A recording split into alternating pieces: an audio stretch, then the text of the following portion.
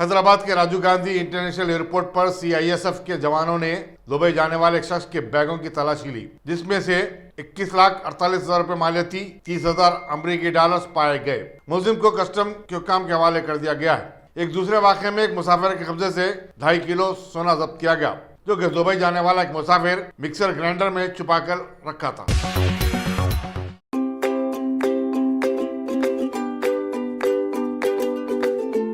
Every child's success story starts here, like a multifaceted diamond.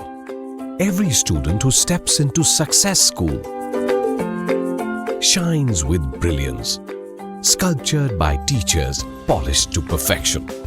If opportunity does not knock, I will build a door.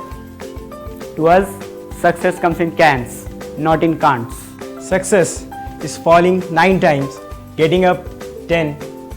Some people dream of success, others put their heart and soul into working for it.